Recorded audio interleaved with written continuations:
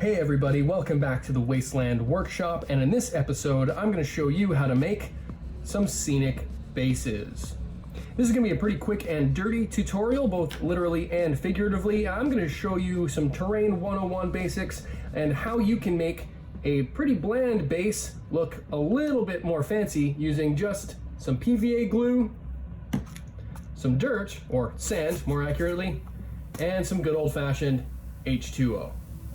Now, I'm not reinventing the wheel here by any means, but I thought it would be valuable to go over this technique for people who are either new to the hobby, or maybe you're looking for a way to spruce up some of your other older bases, or maybe like me, you like to use proxy models in some of your wargaming. So this is a way that I can take an older model like this metal generic zombie here, put it on a Wasteland Warfare legal sized base and use it in my wargaming. I did the same thing with this Raider power armor type model. So depending on the size of the base, you can use these to proxy some models and increase your forces on the cheap.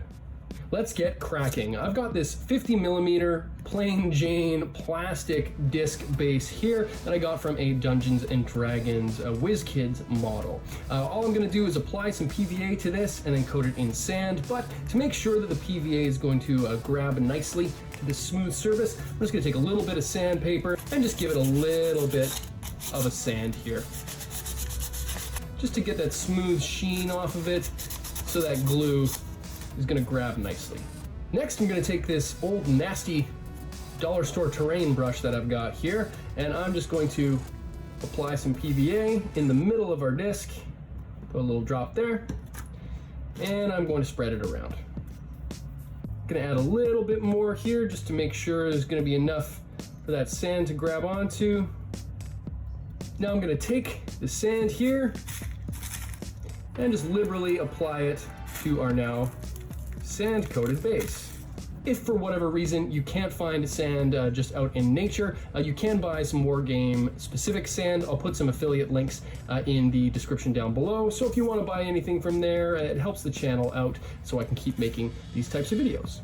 Now that we've got that initial layer done, we're just going to knock off some of the excess there, and we're in pretty good shape. I'm going to let that set for a little bit, and then we're going to move on to stage 2. Now that that's dried a little bit, I'm going to add another layer, but this time using a mixture of PVA glue and water. This is about half and half mixed together, maybe a little bit more glue than water. I've got this mixture here in an eyedropper I got from the dollar store. I'm just going to coat this bottom layer here a little bit with a bit of this watery PVA mixture, and I'm going to mix in some more sand. Keep going with this technique till you have the base at about a height, thickness, and consistency that you're looking for. So you can see we've about doubled the thickness of this base already, which is pretty great. And if you know what terrain piece or model you're going to be using this with, you can also at this stage sort of prime the base for placement by figuring out where you want your model to go and making a bit of an indent in that wet sand. That way when it dries, you'll have sort of a natural place to put the model. With that done, we're going to let it sit and let it dry overnight. Nearly 24 hours later, and we've got a pretty good base on the go. It's pretty stiff at this point. If you really wanted to, you could probably just prime it and then put some more paint over top of it. But I'm going to take one additional step to really seal this in by creating a mixture of half and half acrylic brown paint and PVA glue.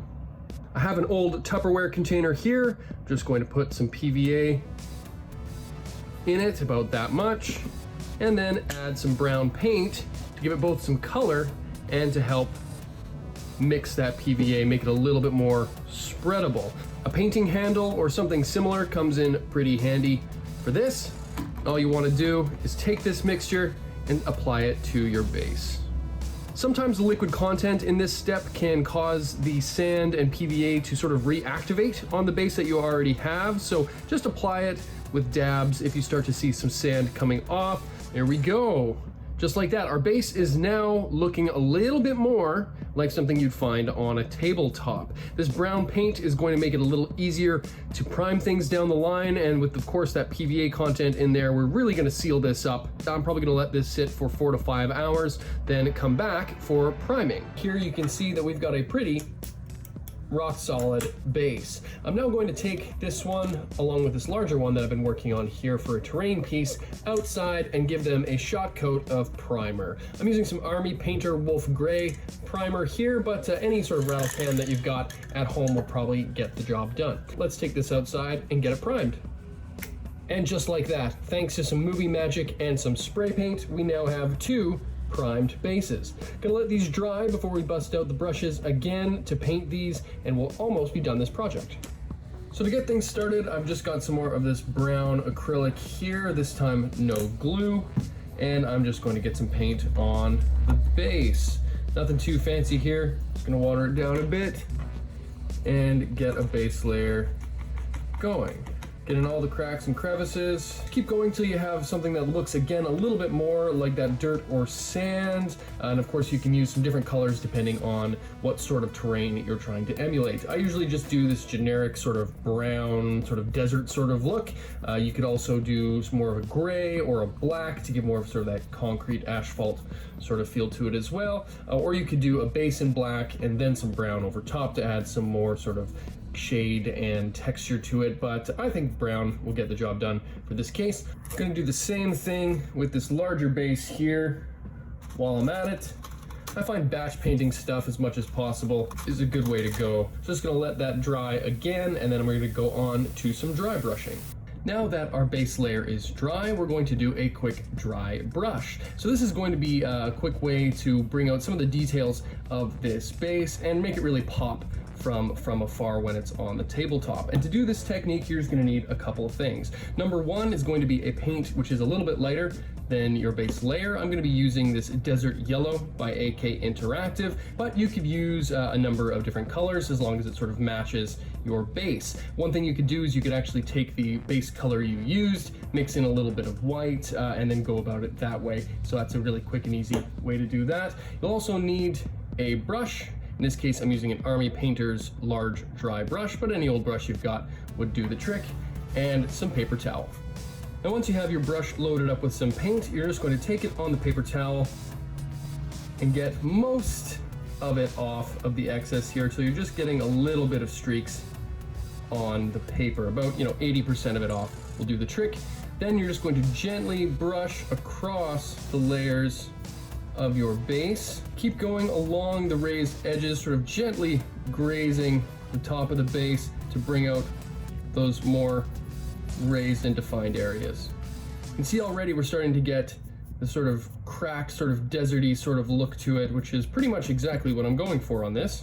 You can add more or less depending on the project that you're working on, but for my uses in this stage of the game, this is about as much as I'm going to do. So just this quick dry brush here, and you can see we have a much more dynamic looking base than we started out with, especially considering it was just a black cylinder before. All in all, aside from drying time, the actual crafting of this probably took all of an hour or 2 for both of these bases, and we're looking in pretty good shape. Now there are a couple more advanced techniques you could do to try to make this a little bit more defined, including adding a wash or something like that to this before the dry brush step. But for what I'm using this for, which is just a proxy model, this is going to do the job great. So I've got these desert looking tufts here. These ones are by Gamer's Grass, but there's lots of different brands out there that you can use. I'm just going to use a set of tweezers to pick these off, apply some of this PVA glue, and stick them on the base just to give it a bit of a more deserty, wastelandy feel. These are some really inexpensive tufts. I got this whole pack of, I believe it's 70 for about $7. So yeah, they're pretty affordable. And I'm just gonna put a few around just on this demo base to give you an idea of how this can look. After attaching the model to the base with a little bit of super glue, we are now tabletop ready. I can now use this model as a proxy for anything in Fallout Wasteland Warfare that uses a 50mm base, or in any other war game that I might want to use it in. So hopefully you folks were able to get something out of this tutorial, and maybe now you'll be looking at some of your other models and how you can convert them to some other war games depending on the size of the base. Thanks so much for tuning in to the Wasteland Workshop, War Games News Radio. We'll be back.